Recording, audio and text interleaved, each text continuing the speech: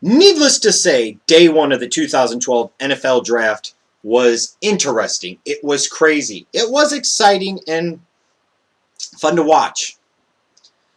And all the different things I could talk about that I won't. There were some things that really stood out to me. The one thing that really stood out to me, though, there are some teams that just understand how the NFL Draft works. They understand how the game is played. And then there are other teams that just don't get it. And in one case, they probably never will. There were a few teams that showed me that they get it. They understand how the draft works for different reasons. And not all of them are necessarily organizations that are great right now, but they demonstrated the proper behaviors on this day one of the draft. The Cleveland Browns. If you have to give up a 4th, 5th, and 7th round pick to move up one slot in the first round to guarantee that you get your guy that is the safe pick, that is clearly at that point the number one player on the board and will give you the real physical presence in the running game that you've sorely lacked on that organization really since you came back into existence in 99, you do that 100 out of 100 times. And that's what the Browns did by trading up from 4 to 3 to get Trent Richardson. They got what to me was easily the best player on the board. Didn't give up very much to move up one spot to get him. Didn't have to part with pick number 22. Then they turn around at pick 22, and yes, I could sit there and say maybe they could have taken another offensive player here and maybe then traded back in and got a third first-round pick to take Weeden. But they knew who their guy was, sat there and said, we're not going to dick around. We're going to take this guy who can come in, might be the most pocket passer-ready thrower out of the 4 first-round picks in this year's draft. Brandon Weeden might be. Yes, he's 28, but you could still potentially get a decade out of him. So at pick 22, he was worth it. Cleveland showed me that they understood how the draft works this time. The St. Louis Rams did too. They started off at number 2. Now, I could argue that Sam Bradford sucks and is crap, and they maybe should have stayed put and took RG3, but they have so much money tied up in Bradford, they had no choice. They weren't going to get proper value at number 2, so they bumped back to Washington's pick at 6. Again, once they figured out what was going to happen, that Khalil wasn't going to be there for him, and that Justin Blackmon wasn't going to be there because Jacksonville was going to trade ahead of him, they said, you know what? Fletcher Cox is our guy. We're going to move down to 14. We'll trade up. We'll trade back with the Dallas Cowboys. So they get pick 14, and instead of just taking somebody at pick 2 that only filled one need, they still got a somewhat decent first-round pick, and they have a first-round pick from the Redskins in 2013, a first-round pick from the Redskins in 2014, and ended up with 3 second-round picks in tomorrow's draft. There's a lot of talent in this year's draft in the 2nd and 3rd round. So St. Louis did a great job of setting themselves up in a big position of strength for day 2 of the draft. Make no mistake about it.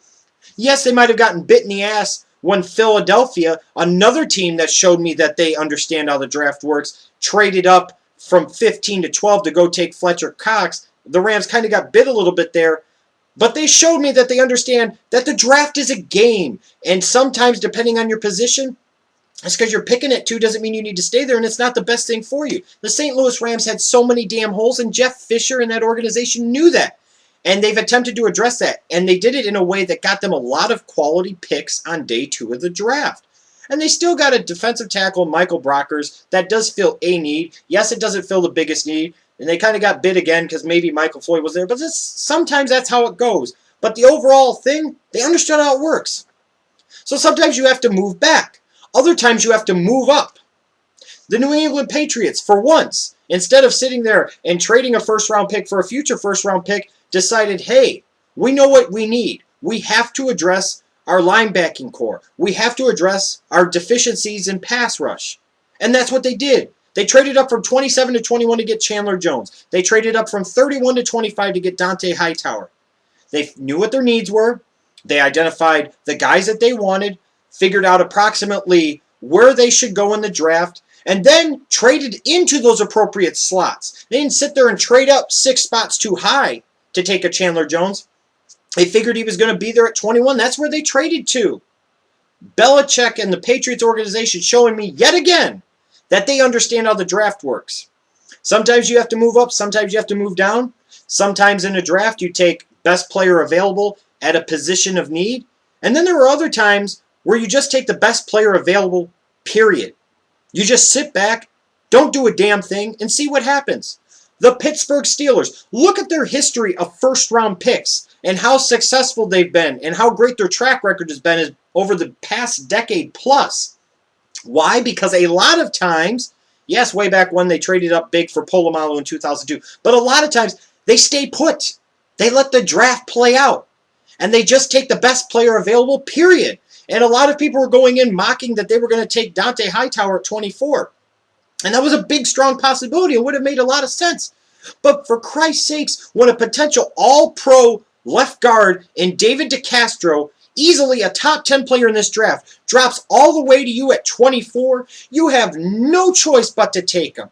Sure, you might have felt it wasn't a huge need, but the talent is so much better than anybody else they could have taken there. Now you put him next to Pouncey on the inside of that offensive line. Think about how much better Big Ben and Rashard Mendenhall feel after tonight's draft. Like I said, there are teams that just demonstrated to me on Thursday night that they don't understand how the draft works, and they just probably never will. The Seattle Seahawks. Let me ask you, Seahawks fans, when your team is mediocre and your defense itself is at least solid, yes, you need pass rush help. Nobody can deny that. And it was a need, but maybe wasn't the only need you had. And you decide you're going to address it. Now you trade back from 12 to 15. That's good. Pick up some extra picks for later in the draft. But when you decide that you're going to address a need with a one-dimensional player in Bruce Irvin from West Virginia that was absolutely no threat of being drafted any earlier than maybe 26 with the Houston Texans, why in the blue hell would you sit there and take Kabir Baja-Biamila 2.0, who himself was once, what, a third-round pick for the Green Bay Packers? Why the fuck would you take Bruce Irvin at fucking 15? Why would you not dump back again, get more picks, and then still end up with your guy? Why in the hell take your guy here if he's projected way down here? It's like a couple years ago with the Jacksonville Jaguars. Yes, they loved Tyson Alualu. He was a good prospect. But he wasn't the 10th best player on the damn board in anybody's eyes. If you're the only team that thinks he's the 10th best player, and you know everybody else has this guy rated way down here at the end of the first round, why not peel back 6, 8, 10 picks, especially if your pick has some appeal? See how the draft plays out. Find out who might want to die to get into your spot. And you trade out of that fucking pick and you still can get your guy. Boy, Pete Carroll showed me he had no concept of the draft whatsoever tonight. Absolutely ridiculous. Ridiculous. And speaking of teams that really had no concept of the draft, the Chicago Bears. Phil Emery, Lovie Smith. Whether I like the son of a bitch or not, Jay Cutler is your franchise player. You gave up, at one point in time as an organization, 2 first-round picks, a third-round pick, an NFL starting quarterback, and Kyle Orton to get him. At some point in time, you have to give Cutler every chance he can have to fucking succeed. As much as I don't like him, as much as I think he's a crybaby and a quitter, I cannot deny the fact that you have done absolutely nothing to fucking help him out. Oh, our offense struggles to score points with the Green Bays and Detroits of the world, so let's trade away fucking Greg Olsen. Because we're morons. Idiots. Then you sit there and you do something good for once, trade 2 third-round picks to get a legit number 1 wide receiver in Brandon Marshall, and apparently the Chicago Bears organization doesn't realize that one player does not fix a deficiency. If you a lot of times need to go with 3 or 4 wide receiver sets, and you only have one guy that can really play, that means your rest of your receivers are boo-boo and your passing game still fucking sucks. So you go into this draft, and I had heard it all, and I was fearful of it. I'm like, the Bears, you cannot tell me that the offensive side of the ball is not your focus here. But knowing the Bears, they'll take some fucking corner, or they'll take a fucking defensive end, and not only that, they won't take the highest rated one on the board, they won't take the best one, and they'll fuck it up. Anybody ever wonders if I'm a Bear fan or not, stick it up your ass. I am. And that's why I'm so bitter about shit like this. At pick 19, you have David DeCastro on the fucking board. An example of clearly the best player available at any position. And you pass on him. Not only was he best player available, period, he fills a gaping fucking hole in that stupid-ass Swiss cheese offensive line. But no, we gotta have Chris Williams at left guard. Good luck with that, Cutler. He's gonna get his ass killed again this year. And then you need playmakers. You need skill position talent, which the Bears clearly have a deficiency of. So instead of saying, hey, Kendall Wright is a great player at a clear position of need, let's just take him. We're very impressed by him. What do the Bears do?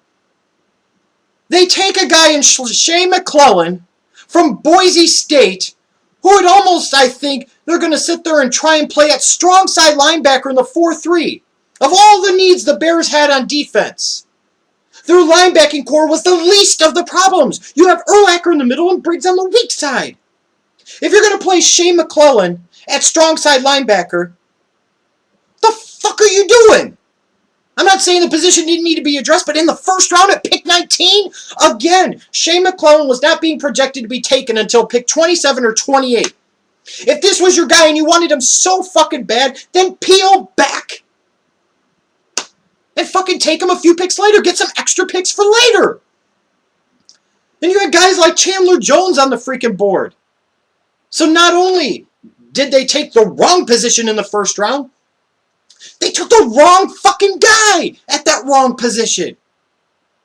The Chicago Bears, as an organization, as a coaching staff, as a front office, a lot of my fellow fans that are complete mark morons for this team need to get their heads out of their asses. This is not the fucking 1980s anymore.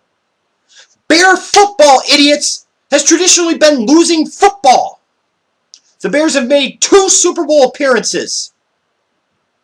They've won one of them, and that was in 1985.